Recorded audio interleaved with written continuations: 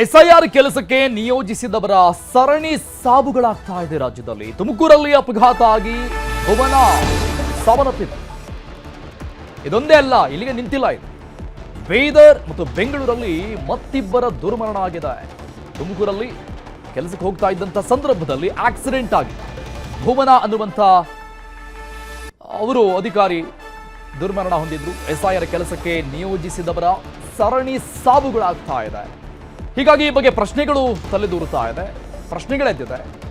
ತುಮಕೂರಲ್ಲಿ ನಡೆದಿದ್ದಂತಹ ಅಪಘಾತ, ಅವಘಡ, ಭುವನ ಅವರ ಸಾವು. ಇನ್ನು ಬೀದರ್, ಬೆಂಗಳೂರಲ್ಲಿ ಮತ್ತಿಬ್ಬರ ದುರ್ಮರಣ ಆಗಿದೆ. ಈಗ ಟಾರ್ಗೆಟ್ ಕೊಡ್ತಿದ್ದಾರೆ. ಹಾಗಾದ್ರೆ ಒತ್ತಡದ ಆರೋಪ ನಿಜಾನ? ಬಿಎಲ್ಒಗಳ ನೇಮಕ ಮಾಡಿರುವಂಥದ್ದು, ಅವರಿಗೆ ಕಾಲ ಮಿತಿಯನ್ನ ಕೊಟ್ಟು ಒತ್ತಡವನ್ನ ಹೇರ್ತಾ ಇದ್ದಾರೆ ಮೇಲಧಿಕಾರಿಗಳು. ಆರೋಪ ನಿಜಾನ? ಹಿರಿಯ ಅಧಿಕಾರಿಗಳು ಒತ್ತಡ ಹಾಕ್ತಾ ಇದ್ದಾರಾ ಬಿಎಲ್ಒಗಳಿಗೆ? ವಿಸಿ ಆಗಿ ಕೆಲಸವನ್ನ ಮಾಡೋದು, ಅದ್ರ ಜೊತೆಗೆ ಬಿಎಲ್ಒಗೂ ಕೂಡ ಕೆಲಸವನ್ನ ಮಾಡಬೇಕಾ? ಏನ್ ತೀರ್ಮಾನ ಆಗಿದೆ? ಬಿಎಲ್ಒಗಳಿಗೆ ಕಾಡ್ತಿದೆಯಾ ಎಸ್ಐಆರ್ ಟಾರ್ಗೆಟ್ ಟೆನ್ಷನ್ ಅನ್ನುವ ಸಹಜ ಪ್ರಶ್ನೆ ಈಗ ಮುನ್ನೆಲೆಗಿದೆ.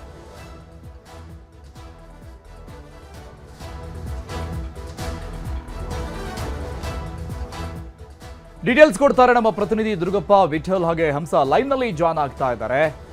ಹಾಗೆ ಹೋಲ್ಡ್ ಆನ್, ಎಲ್ಲರಿಂದ ಅಪ್ಡೇಟ್ಸ್ ಪಡಿತೀನಿ. ಬೀದರ್ನಲ್ಲಿ ಎಸ್ಐಆರ್ ವೇಳೆ ಹೃದಯಾಘಾತದಿಂದ ಬಿಎಲ್ಒ ಸಾವನ್ನಪ್ಪಿರುವಂಥದ್ದು. ತುಮಕೂರಲ್ಲಿ ನಡೆದಂಥ ಅವಘಡದ ಡೀಟೇಲ್ಸ್ ನೋಡಿದ್ವಿ ನಾವೀಗ. ಭುವನ ಅನ್ನುವಂಥ ವಿಸಿ ಅವರ ಸಾವು.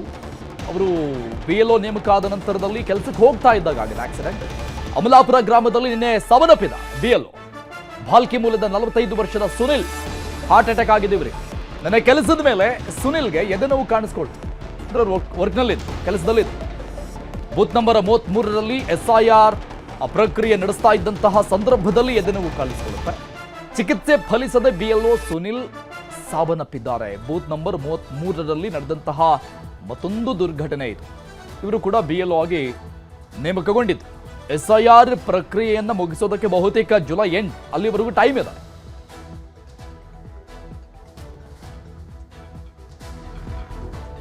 ಡೀಟೇಲ್ಸ್ ಕೊಡ್ತಾರೆ ನಮ್ಮ ಪ್ರತಿನಿಧಿ ದುರ್ಗಪ್ಪ, ಬೀದರ್ನಿಂದ ಲೈವ್ ನಲ್ಲಿ ಜಾಯ್ನ್ ಆಗ್ತಾ ಇದ್ದಾರೆ. ದುರ್ಗಪ್ಪ, ಬಿಎಲ್ಒ ಆಗಿ ನೇಮಕವಾಗಿದ್ದಂತಹ ಸುನಿಲ್ ಅವರ ಸಾವಿನ ವಿಚಾರವನ್ನ ನೋಡ್ತಾ ಇದ್ದೀವಿ. ಸಹಜವಾಗಿ ಒಂದಿಷ್ಟು ಪ್ರಶ್ನೆಗಳು ಮುನ್ನೆಲೆಯಲ್ಲಿದೆ. ಒತ್ತಡನ ಮೊದಲಿಗೆ ಬರೋದೇ ಈ ಒಂದು ವಿಚಾರ. ಸೊ ಆ ಬಗ್ಗೆ ಏನಾದರೂ ಡೀಟೇಲ್ಸ್ ಗೊತ್ತಾಗ್ತಾ ಇದೆ, ಅಥವಾ ಇವ್ರಿಗೆ ಬೇರೆ ಏನಾದರೂ ಹೃದಯ ಸಂಬಂಧಿ ಕಾಯಿಲೆ, ವಯೋಸಹಜ ಕಾಯಿಲೆ ಆ ಥರದ್ದು ಏನಾದರೂ ಇತ್ತಾ, ಅಥವಾ ಕೆಲಸದ ವಿಚಾರಕ್ಕೆ ಸಂಬಂಧಪಟ್ಟಂಗೆ ಒತ್ತಡ ಏನಾದರೂ ಆಗ್ತಿತ್ತಂತ ಅವರ ಕುಟುಂಬಸ್ಥರು ಏನಾದರೂ ಹೇಳ್ಕೊಂಡಿದ್ದಾರೆ ಈ ಬಗ್ಗೆ?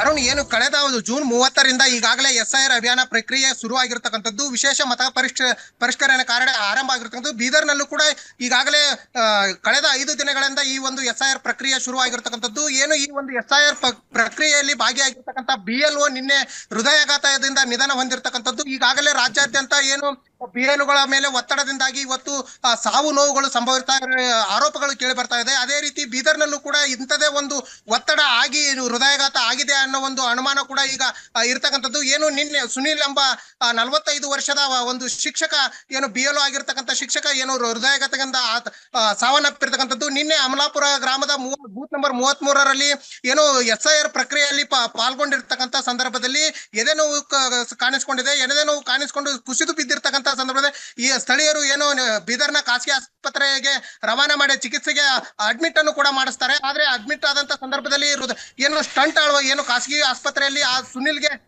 ಸ್ಟಂಟ್ ಅನ್ನು ಅಳವಡಿಸ್ತಾರೆ. ಸ್ಟಂಟ್ ಅಳವಡಿಸಿದ್ರು ಕೂಡ ಏನು ಮತ್ತೊಮ್ಮೆ ಹೃದಯಾಘಾತ ಆಗಿ ಏನು ಸುನಿಲ್ ಸಾವನ್ನಪ್ಪಿರ್ತಕ್ಕಂಥದ್ದು ಕುಟುಂಬಸ್ಥರಿಗೆ ತೀವ್ರ ಆಘಾತವನ್ನು ಉಂಟು ಮಾಡಿರ್ತಕ್ಕಂಥದ್ದು. ಯಾಕಂದ್ರೆ ಕಳೆದ ಹಲವು ದಿನಗಳಿಂದ ಏನು ಒಂದು ಕಡೆ ಶಿಕ್ಷಕ ವೃತ್ತಿ ಜೊತೆಗೆ ಬಿಎಲ್ಒ ಆಗಿ ನಿರ್ವಹಿಸ್ತಾ ಇದ್ದಾರೆ. ಮತ್ತೆ ಮತ್ತೊಂದು ಕಡೆ ಏನು ಎಸ್ಐಆರ್ ಪ್ರಕ್ರಿಯೆಯಲ್ಲಿ ಪಾಲ್ಗೊಳ್ತಕ್ಕಂಥ ಬಿಎಲ್ಒಗಳಿಗೆ ಈಗಾಗಲೇ ನಿಖರ ಮತ್ತು ಜವಾಬ್ದಾರಿಯುತವಾಗಿ ಕಾರ್ಯವನ್ನ ನಿರ್ವಹಿಸಬೇಕನ್ನೋ ಒಂದು ಸೂಚನೆ ಕೂಡ ಏನು ಚುನಾವಣಾ ಅಧಿಕಾರಿಗಳಿಂದ ಇರತಕ್ಕಂಥದ್ದು. ಹೀಗಾಗಿ ಎಲ್ಲೋ ಒಂದ್ ಕಡೆ ಜುಲೈ ಈ ತಿಂಗಳ ಒಳಗಾಗಿ ಏನು ಈ ಒಂದು ಪ್ರಕ್ರಿಯೆಯನ್ನ ಪೂರ್ಣಗೊಳಿಸಬೇಕಾದ ಹಿನ್ನೆಲೆಯಲ್ಲಿ ಒಂದ್ ಕಡೆ ಏನಾದ್ರೂ ಬಿಎಲ್ಒಗಳಿಗೆ ಒತ್ತಡ ಇದೆ ಅನ್ನೋ ಒಂದು ಅನುಮಾನ ಕೂಡ ಇರ್ತಕ್ಕಂಥದ್ದು. ಈ ನಿಟ್ಟಿನಲ್ಲಿ ರಾಜ್ಯಾದ್ಯಂತ ಸಾಕಷ್ಟು ಆರೋಪಗಳು ಕೂಡ ಈಗಾಗಲೇ ಕೇಳಿ ಬರ್ತಾ ಇರ್ತಕ್ಕಂಥದ್ದು. ಬೀದರ್ನಲ್ಲಿ ಈವರೆಗೆ ಏನು ಸುಮಾರು 3,32,000 ಗಣತಿ ಕಾರ್ಯ ಏನು ಅರ್ಜಿಗಳು ವಿತರಣೆ ಆಗಿರ್ತಕ್ಕಂಥದ್ದು. ಮತ್ತೆ ಮೂವತ್ತು ಸಾವಿರಕ್ಕೂ ಅರ್ಜಿಗಳು ಸ್ವೀಕೃತ ಕೂಡ ಆಗಿರ್ತಕ್ಕಂಥದ್ದು. ಈ ಬೆನ್ನಲ್ಲೇ ಈಗ ನಿನ್ನೆ ಸುನೀಲ್ ಎಂಬ BLO ಹೃದಯಾಘಾತನ ಆಗಿ ಸಾವನ್ನಪ್ಪಿರ್ತಕ್ಕಂಥದ್ದು. ಇನ್ನಿತರ BLOಗಳು ಕೂಡ ಆತಂಕ ಉಂಟು ಮಾಡಿರ್ತಕ್ಕಂಥದ್ದು. ಏನು BLO ಏನು ಮೃತಪಟ್ಟಿರ್ತಕ್ಕಂಥ BL ಸುನೀಲ್ಗೆ ಒತ್ತಡ ಏನಾದ್ರೂ ಇತ್ತ ಅಥವಾ ಮುಂಚೆಯೇ ಇವ್ರಿಗೆ ಹೃದಯ ಸಮಸ್ಯೆ ಕಾಯಿಲೆ ಏನಾದ್ರೂ ಇತ್ತ ಅನ್ನೋದು ಇನ್ನಷ್ಟೇ ತಿಳಿ ಬರಬೇಕಾಗಿದೆ Arun. Okay, hold on Durgappa. ಇನ್ನು ಬೆಂಗಳೂರಲ್ಲೂ ಕೂಡ ಥೇಟ್ ಇಂಥದ್ದೇ ಒಂದು ದುರ್ಘಟನೆ, ದುರ್ಮರಣ ನಡೆದು ಹೋಗಿದೆ. ಭುವನ ಬೆನ್ನಲ್ಲೇ ಬೆಂಗಳೂರಿನ ನಟರಾಜ್ ಸಾವನ್ನಪ್ಪಿರೋದು. ಹೃದಯಾಘಾತದಿಂದ ಸಾವನ್ನಪ್ಪಿದ್ದಾರೆ ಇವರು ಕೂಡ BLO ನಟರಾಜ್. ನನ್ನೆ ಕೆಲಸ ಮುಗಿಸ್ಕೊಂಡು ವಾಪಸ್ ಹೋಗ್ತಾ ಇದ್ದಂತಹ BLO ನಟರಾಜ್ ಅವರಿಗೆ ಹಾರ್ಟ್ ಅಟ್ಯಾಕ್ ಆಗುತ್ತೆ. ಹೃದಯಾಘಾತದಿಂದ ಕೊನೆ ಉಸಿರೆಳೆದಿದ್ದಾರೆ. ಕೆಲಸ ಮುಗಿಸ್ಕೊಂಡು ಹೋಗ್ತಾ ಇದ್ದಾಗ ಆಗಿದ್ದು. ಬೆಂಗಳೂರು ದಕ್ಷಿಣದಲ್ಲಿ BLO ಆಗಿದ್ರು ನಟರಾಜ್ ಅವರು. ರಾತ್ರಿ ಮಲಗಿದ್ದಾಗಲೇ ನಟರಾಜ್ಗೆ ಹೃದಯಾಘಾತ ಆಗಿದೆ. ಕೆಲಸ ಮುಗಿಸ್ಕೊಂಡು ಅವರು ವಾಪಸ್ ಹೋಗಿದ್ರು ಮನೆಗೆ. ನಟರಾಜ್ ಸಾವಿಗೆ ಶಾಸಕ ಸುರೇಶ್ ಕುಮಾರ್ ಸಂತಾಪವನ್ನು ವ್ಯಕ್ತಪಡಿಸಿದ್ದಾರೆ. ಸಾಮಾಜಿಕ ಜಾಲತಾಣದಲ್ಲಿ ಪೋಸ್ಟ್ ಹಾಕಿದ್ದಾರೆ. ಅವರ ಸಾವಿಗೆ ಸಂತಾಪವನ್ನು ವ್ಯಕ್ತಪಡಿಸಿದ್ದಾರೆ. ನಟರಾಜ್ ಜೊತೆಗಿನ ಒಡನಾಟದ ಬಗ್ಗೆ ಅವರು ಮೆಲ್ಲಕನ್ನ ಹಾಕಿಕೊಂಡಿದ್ದಾರೆ ಶಾಸಕ ಸುರೇಶ್ ಕುಮಾರ್. ಡೀಟೇಲ್ಸ್ ಕೊಡ್ತಾರೆ ನಮ್ಮ ಪ್ರತಿನಿಧಿ ಹಂಸ, ಲೈವ್ ನಲ್ಲಿ ಜಾಯ್ನ್ ಆಗ್ತಾರೆ. ಹಂಸ, ಹಿಂದೆ ಜಾತಿ ಗಣತಿ ನಡೀತಾ ಇದ್ದಂತಹ ಸಂದರ್ಭದಲ್ಲಿ ಶಿಕ್ಷಕರ ನೇಮಕ ಏನ್ ಮಾಡಿದ್ರು, ಆಗ ಅವರಿಗೆ ಸ್ಕೂಲಲ್ಲಿ ಪಾಠ ಮಾಡಿ ಅದಾದ ನಂತರದಲ್ಲಿ ಜಾತಿ ಗಣತಿ ಪ್ರಕ್ರಿಯೆಯಲ್ಲಿ ಭಾಗಿಯಾಗಬೇಕು ಅನ್ನುವಂಥದ್ದನ್ನ ನಿರ್ಧಾರ ಮಾಡಿತ್ತು. ಸೊ ಆಗ ಅವರು ಹೋರಾಟ ಮಾಡಿದ್ರು, ಒತ್ತಡ ಆಗ್ಬಿಡುತ್ತೆ ನಮಗೆ ಜಾಸ್ತಿ ಅಂತ.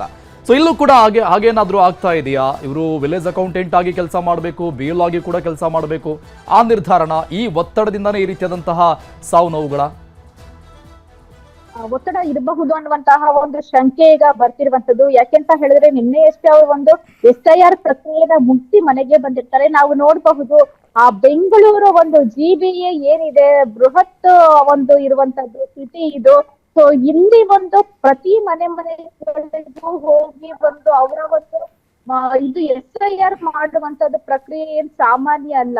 ಸೊ ಅಂತದ್ರಲ್ಲಿ ಇದನ್ನ ಜುಲೈ 8ಗೆ ಮುಗಿಸ್ಬೇಕು ಅನ್ನುವಂತಹ ನಿಟ್ಟಿನಲ್ಲಿ ಇವರು ಕೂಡ ಝೋನ್ ವೈಸ್ ಗಳಲ್ಲಿ ಇಷ್ಟೊಂದು ಮನೆಗಳನ್ನ ನೀವು ಕವರ್ ಮಾಡ್ಬೇಕು ಅನ್ನುವಂತಹ ಒಂದು ಆ ಟಾಸ್ಕ್ ಅನ್ನು ಕೂಡ ಕೊಟ್ಟಿರ್ತಾರೆ. ಸೊ ಹಾಗಾಗಿ ಇವರುಗಳು ಕೂಡ ಒಂದು ಮನೆಗೆ ಹೋಗಿ ಆ ಒಂದು ಅವ್ರಿಗೆ ನಿಗದಿಪಡಿಸಿರುವಂತಹ ಒಂದು ಸಮಯದೊಳಗೆ ಮತ್ತೆ ಡೇಟ್ ಒಳಗಡೆ ಏನಿದೆ ನಮ್ಮ ಒಂದು ಟಾರ್ಗೆಟ್ ನ ಮುಗಿಸ್ಬೇಕು ಅನ್ನುವಂತಹ ಒಂದು ಟೆನ್ಷನ್ಗಳು ಕೂಡ ಇರುತ್ತೆ. ಈಗಾಗಲೇ ನೋಡ್ಬಹುದು ಬೆಂಗಳೂರು ಸಿಟಿ ಲೈಫ್ ಅಲ್ಲಿ ಎಂತವ್ರಿಗೂ ಕೂಡ ಹಾರ್ಟ್ ಅಟ್ಯಾಕ್ ಆಗುವಂತದ್ದಿದೆ. ಯಾಕಂತ ಹೇಳಿದ್ರೆ ಇದೊಂದು ಸ್ಟ್ರೆಸ್ಫುಲ್ ಲೈಫ್ ನಲ್ಲಿ ಜನರು ಹೋಗ್ತಿರುವಂತದ್ದು. ಸೊ ಇಂತಹ ಸಂದರ್ಭದಲ್ಲಿ ಈಗ ಇರುವಂತಹ ಒಂದು ವರ್ಕ್ ನ ಜೊತೆಗೆ ಮತ್ತಷ್ಟು ವರ್ಕ್ ಲೋಡ್ ಕೊಟ್ಟಾಗ ಸಾಮಾನ್ಯವಾಗಿ ಸ್ಟ್ರೆಸ್ ಆಗುವಂತದ್ದು ತುಂಬಾನೇ ಸರ್ವೇ ಸಾಮಾನ್ಯವಾಗಿ ಆಗ್ಬಿಟ್ಟಿದೆ ಇತ್ತೀಚಿನ ದಿನಗಳಲ್ಲಿ. ಸೊ ಇವ್ರಿಗೂ ಕೂಡ ಅದೇ ಆಗಿರುವಂತಹ ಸಾಧ್ಯತೆಗಳು ಇದು ಹೆಚ್ಚಾಗಿ ಇದೆ. ಯಾಕಂತ ಹೇಳಿದ್ರೆ ಇವ್ರಿಗೆ ಏಕಾಏಕಿ ಒಂದು ಹಾರ್ಟ್ ಅಟ್ಯಾಕ್ ಆಗಿರುವಂತದ್ದು. ಒಂದು ಮಾಹಿತಿಯ ಪ್ರಕಾರ ಇವ್ರಿಗೆ ಯಾವುದೇ ಒಂದು ಹೆಲ್ತ್ ಸಮಸ್ಯೆ ಅಷ್ಟರ ಮಟ್ಟಿಗೆ ಕಾಡ್ತಿರ್ಲಿಲ್ಲ ಅನ್ನುವಂಥದ್ದು ಇದೆ.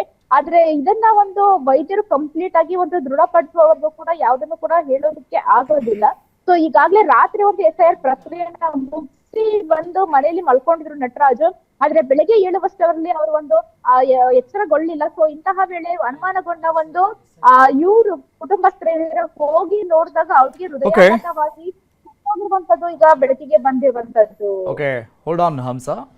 ಇನ್ನು ತುಮಕೂರಲ್ಲಿ ನಿನ್ನೆ ಆಕ್ಸಿಡೆಂಟ್ ನಲ್ಲಿ ಸಾವನ್ನಪ್ಪಿದ್ದಂತಹ BLO ಭುವನ ಸಾವಿನ ಪ್ರಕರಣಕ್ಕೆ ಸಂಬಂಧಪಟ್ಟಂಗೆ ಬೆಂಗಳೂರಿನ ಬೇಗೂರಲ್ಲಿ ಭುವನ ಅವರ ಅಂತ್ಯ ಸಂಸ್ಕಾರ ನಡೀತಾ ಇದೆ.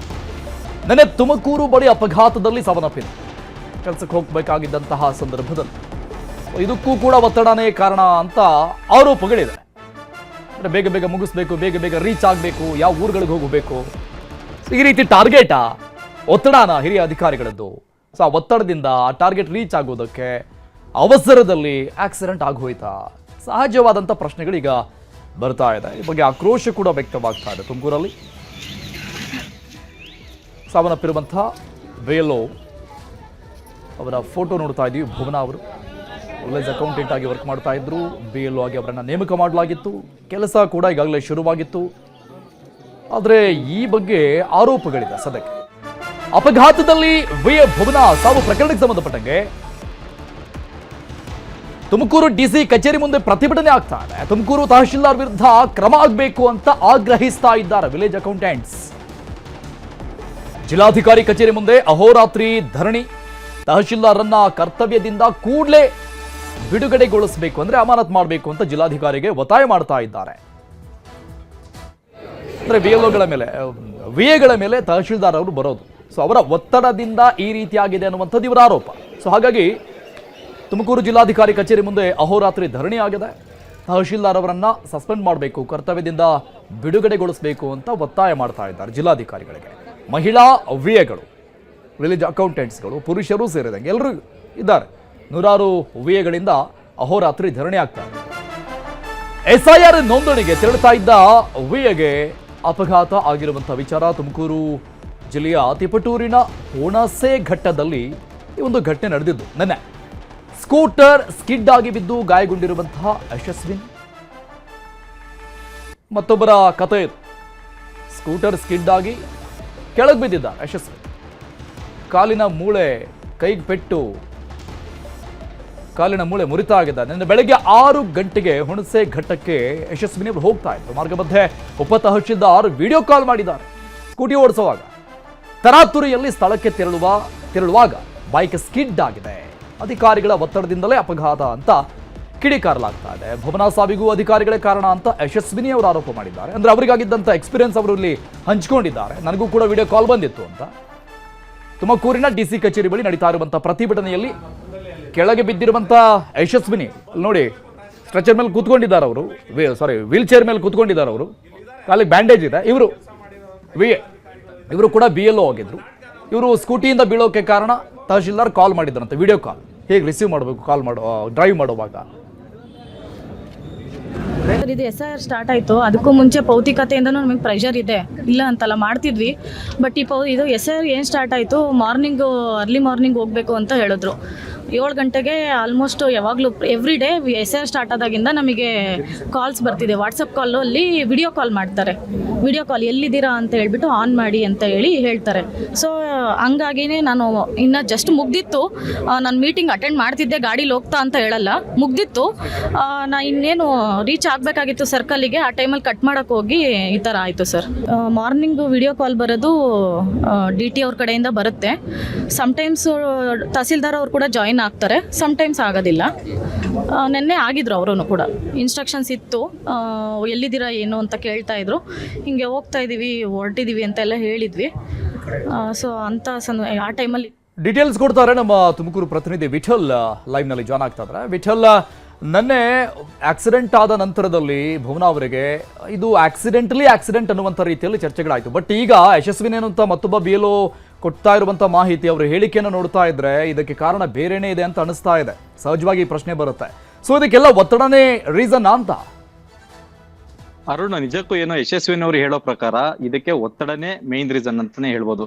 ಯಾಕಂದ್ರೆ ಇಡೀ ಕರ್ನಾಟಕದಲ್ಲಿ, ಅದರಲ್ಲೂ ತುಮಕೂರು ಜಿಲ್ಲೆಯಲ್ಲಿ ಕೇವಲ 30 ದಿನಗಳಲ್ಲಿ SIR ಪ್ರಕ್ರಿಯೆಯನ್ನು ಮುಗಿಸ್ಬೇಕು ಅಂತ ಹೇಳಿ ಚುನಾವಣಾ ಆಯೋಗದಿಂದನೇ ಸ್ಥಳೀಯ ಚುನಾವಣಾಧಿಕಾರಿ ಆಗಿರ್ತಕ್ಕಂಥ ಜಿಲ್ಲಾಧಿಕಾರಿಗಳಿಗೆ ಇದು ಒಂದು ಒತ್ತಡ ಇದೆ. ಅವ್ರು ಒತ್ತಡ ಏನ್ ಮಾಡ್ತಾರೆ, ಕೆಳಗಡೆನ ಅಧಿಕಾರಿಗಳ ಮೇಲೆ ಹಾಕ್ತಾರೆ. ಹಿಂಗೆ ಚೈನ್ ಲಿಂಕ್ ಅಲ್ಲಿ ಕೊನೆಗೆ ಬಂದ್ ನಿಲ್ಲುವಂಥದ್ದು VAಗಳು ಮತ್ತೆ BLOಗಳ ಮೇಲೆ ನಿಲ್ಲುತ್ತೆ. ಸೊ ಇವರ ಪ್ರತಿನಿತ್ಯದ ವರ್ಕ್ ಏನಿರುತ್ತೆ ಅಂದ್ರೆ, ಏನು ಪ್ರತಿನಿತ್ಯ ಅವರು SIR ನ ರಿಜಿಸ್ಟರ್ ಮಾಡಿಸ್ತಾರೆ, ತಕ್ಷಣ ಅದೊಂದು ಫೋಟೋ ತೆಗೆದು ಡಿಜಿಟಲೈಸ್ ಮಾಡ್ಬೇಕು, ಏನೋ ಆನ್ಲೈನ್ ಅಲ್ಲಿ ಶೋ ಆಗೋ ತರ ಮಾಡ್ಬೇಕು ಅಂತ ಹೇಳಿ ಇವ್ರಿಗೆ ಇನ್ಸ್ಟ್ರಕ್ಷನ್ಸ್ ಇರುವಂತದ್ದು.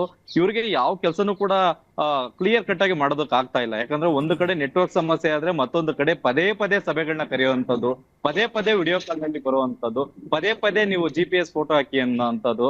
ಈ ಒಂದು ಒತ್ತಡದಿಂದ VAಗಳು ಮತ್ತೆ BLOಗಳು ಸಂಪೂರ್ಣವಾಗಿ ನೊಂದಿದ್ದಾರೆ ಅಂತಾನೆ ಹೇಳ್ಬೋದು. ಏನು ಯಶಸ್ವಿನಿ ಅವರು ಹೇಳೋ ಪ್ರಕಾರ ಏನು ಅವರು ಬೀಳೋ ಅಂತ ಕೆಲವೇ ಹೊತ್ತುಗಳ ಹಿಂದೆ ವಿಡಿಯೋ ಕಾಲ್ ಅಲ್ಲಿ ಮಾತಾಡಿದ್ದಾರೆ. ಅಂದ್ರೆ ತಹಶೀಲ್ದಾರ್ ಮತ್ತೆ DT ಅವರು ವಿಡಿಯೋ ಕಾಲ್ ತಗೊಂಡು ಲೊಕೇಶನ್ಗಳನ್ನ ತಗೊಂಡು ಕನ್ಫರ್ಮ್ ಮಾಡ್ಕೊಂಡಿದ್ದಾರೆ. ಸೊ ಎಲ್ಲಾ ಕೆಲಸನು ಮುಗಿಸ್ಕೊಂಡು ಹೋಗ್ಬೇಕಾದ್ರೆ ಏನು ಇವರು ಯಶಸ್ವಿನಿ ಅವ್ರು ಏನಿದ್ದಾರೆ, ತಿಪ್ಟೂರ್ ತಾಲೂಕಿನ ಮತ್ತಿಘಟ್ಟದಲ್ಲಿ ಒಂದು ಗಾಡಿ ಸ್ಕಿಡ್ ಆಗಿ ಬಿದ್ದಿರುವಂತದ್ದು. ಒಂದು ವೇಳೆ ಏನಾದ್ರು ಆಕೆ ಹೆಲ್ಮೆಟ್ ಹಾಕಿಲ್ಲನೆ ಇದ್ದಿದ್ರೆ, ಆಕೆ ಹೇಳೋ ಪ್ರಕಾರ ಆಕೆ ಇನ್ನು ಆ VAನು ಕೂಡ ರಸ್ತೆಯಲ್ಲೇ ಸ್ಪಾಟ್ ಆಗ್ಬೇಕಾಗಿತ್ತು ಅಂತ ಹೇಳಿ ಆಕೆ ಹೇಳ್ತಾ ಇರೋ ಪ್ರಕಾರ. ಅದೃಷ್ಟವಶಾತ್ ಆಕೆ ಹೆಲ್ಮೆಟ್ ಹಾಕಿದ್ಲು. ಸೊ ಹಂಗಾಗಿ ಬಿದ್ದು ಕೈಗೆ ಕಾಲ್ಗೆ ಏಟ್ ಆಗಿರತಕ್ಕಂಥದ್ದು. ಸದ್ಯ ಈಗ ಆಕೆಯನ್ನ ಕರೆತಂದು ಇವತ್ತೇನು ತುಮಕೂರು ಜಿಲ್ಲಾಧಿಕಾರಿಗಳ ಕಚೇರಿ ಮುಂದೆ ಒಂದು ಪ್ರತಿಭಟನೆ ಮಾಡ್ತಿದ್ರು, ಆ ಒಂದು ಪ್ರತಿಭಟನೆಯಲ್ಲಿ ಆಕೆಯನ್ನು ಕೂಡ ಭಾಗಿಯಾಗಿ ತಮಗಾದ ನೋವು ಜೊತೆಗೆ ತಮಗಾದ ಅನುಭವ, ಅಧಿಕಾರಿಗಳು ಯಾವ ರೀತಿ ಒತ್ತಡ ಆಗ್ತಾ ಇದಾರೆ ಅಂತ ಹೇಳಿ ಇಂಚಿಂಚಾಗಿ ಬಿಡ್ಸಿಟ್ಟಿರತಕ್ಕಂಥದ್ದು. ಈ ಬೆನ್ನಲ್ಲೇನೆ ಅಧಿಕಾರಿಗಳು ಕೂಡ ತಮ್ಮ ಅಸಹಾಯಕತೆಯನ್ನ ತೋರ್ತಾ ಇರ್ತಕ್ಕಂಥದ್ದು. ಯಾಕಂದ್ರೆ ಕೇಂದ್ರ ಚುನಾವಣಾ ಆಯೋಗಕ್ಕೆ ಕೇವಲ 30 ದಿನಗಳಲ್ಲಿ ಈ ಒಂದು ಪ್ರಕ್ರಿಯೆಯನ್ನ ಪೂರ್ಣಗೊಳಿಸಿ ಕೊಡ್ಬೇಕಾಗುತ್ತೆ. ಕೇಳಿ ತುಮಕೂರು ಜಿಲ್ಲೆ ಅತಿ ದೊಡ್ಡ ಜಿಲ್ಲೆ, ಭೂ ಪ್ರದೇಶದಲ್ಲಿ 2ನೇ ಅತಿ ದೊಡ್ಡ ಜಿಲ್ಲೆ ತುಮಕೂರು ಜಿಲ್ಲೆ.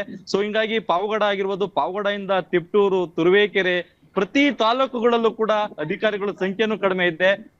ಮೇಲಧಿಕಾರಿಗಳು ಹೇಳ್ತಾ ಇರೋ ಪ್ರಕಾರ ಈ ಒಂದು SIR ಪ್ರೋಸೆಸ್ ನಲ್ಲಿ ಕೇವಲ ರೆವಿನ್ಯೂ ಜೊತೆಲಿ ಟೀಚರ್ಸ್ ನ ಅಟೆಂಡ್ ಮಾಡ್ಬೇಕು ಅಂತ ಹೇಳಿರೋದು. ಆದ್ರೆ ತುಮಕೂರು ಜಿಲ್ಲೆಯಲ್ಲಿ ಎಲ್ಲಾ ಇಲಾಖೆ ಅಧಿಕಾರಿಗಳು ಸಹಯೋಗದಲ್ಲಿ ಮಾಡ್ತಿರೋದ್ರಿಂದ ಆದಷ್ಟು ಒತ್ತಡ ಜಾಸ್ತಿ ಆಗಿದೆ ಅಂತ ಹೇಳ್ಬೋದು. ಅರುಣ್, ಥ್ಯಾಂಕ್ ಯು ವಿಠಲ್ ಹಂಸ ದುರ್ಗಪ್ಪ ಎಲ್ಲ ಡೀಟೇಲ್ಸ್ಗೆ.